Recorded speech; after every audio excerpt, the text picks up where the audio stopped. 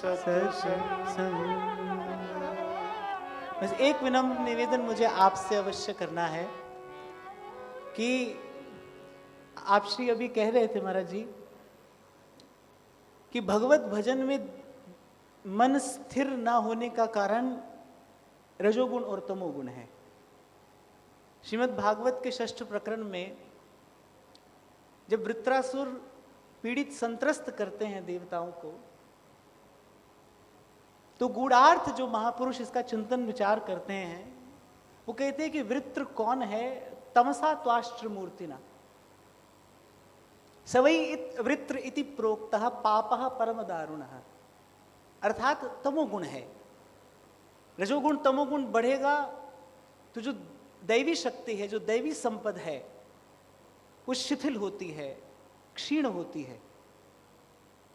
और आप देखें तो यही घटना हमारे जीवन में भी घट रही है। रजोगुण तमोगुण बढ़ रहा है, इसी के कारण काम, क्रोध, ईर्ष्या, द्वेष, ये सब विकार जीवन में बढ़ रहे हैं। आप हम संत्रस्त हो रहे हैं, आप हम पीड़ित हो रहे हैं। मनुष्य यहाँ से वहाँ तक की दौड़ लगा रहा है, किसके लिए? केवल सुख के लिए, केवल शांति के लिए।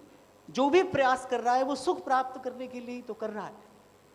तो इसमें बड़ा सुंदर संकेत हमको प्राप्त होता है कि जब ऐसी स्थिति बने तो क्या करना चाहिए।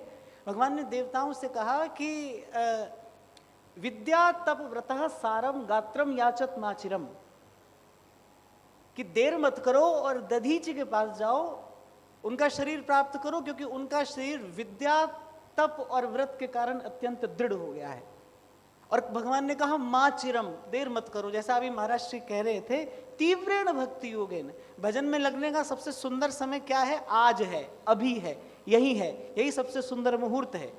और ये जो विद्या व्रत तप कहा, इसमें विद्या क्या है? सुनने में तो शब्द बड़े कठिन प्रतीत होते हैं, पर संतों की ओट में जाकर इसका विचार करें। आज महाराज जी ने एक बड़ी सुंदर बात कथा में कही कि भगवत कथा ही वो विद्या है। क्योंकि महर्षि भगवान वेदव्यास विष्णु पुराण में एक बात कहते हैं, तत्कर्म यन्न बंधाय सा विद्या विमुच्यते विमुक्तये आयासाया परम कर्म विद्यान्या शिल्प नैपुणम। विद्या वही है जो अविद्या का नाश करे, जो जीव के दुख का नाश करे। और खूब विचार कर ले तो साधन को हरि भजन है, कै सत्संग सहाय। पर उसमें भी बड़ी विनम्रता पूर्वक मैं निवेदन करूंगा कि कथा की ही कृपा से, सत्संग की ही कृपा से भजन में रुचि होती है। सत्संग बढ़ता है तो भजन में निष्ठा होती है, और सत्संग सधता है तो भजन में अनन्य भाव की प्राप्ति होती है। तो विद्या हरि का नाम है, और उस हरि के नाम में रुचि प्रीति सत्संगति से ही प्राप्त होती है। और व्रत क्या है? एक साधारण व्रत है जिसको धारण भी किया जाता है, फिर उसका पारण भी किया जाता है। पर यहां तात्पर्य किस व्रत से है? यहां तात्पर्य है परोपकार से। तो ये एक निवेदन मुझे आपसे करना था कि हम सत्कर्म करें, लेकिन कर्तव्य बुद्धि से करें। किसी पर उपकार नहीं है। हम गौ माता की सेवा करेंगे तो ये महाराज श्री पर या गौशाला पर ये उपकार नहीं है, ये आपका मेरा कर्तव्य है।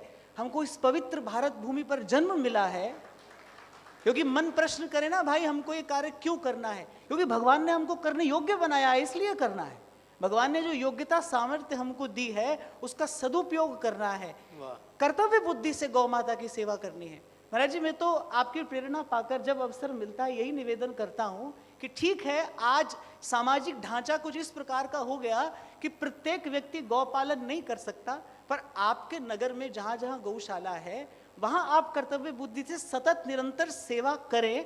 और मैं कहता हूं कि आप हमारी बात ना सुने, आप करें और करके देखें कि इससे जीवन में क्या परिवर्तन आता है। आपके जीवन में सत्व गुण बढ़ता है कि नहीं? आपके जीवन में सच्चा सुख और परम शांति का आधान होता है कि नहीं? तो आप केवल सुनकर छोड़ मत दीजिए। एक बार, मैं बड़ी विनम्रता पूर्वक कहकर अपनी वाणी को विराम दे रहा हूं, एक बार कर्तव्य बुद्धि से इस परोपकार में लगकर देखिए। ये परोपकार ही जीवन व्रत है। और फिर कबीर एक बड़ी सुंदर बात कहते हैं, दे धरे को फल यह है, बोले दे दे कछु देह, देह खेह है जाएगी, फिर कौन कहेगा दे ले।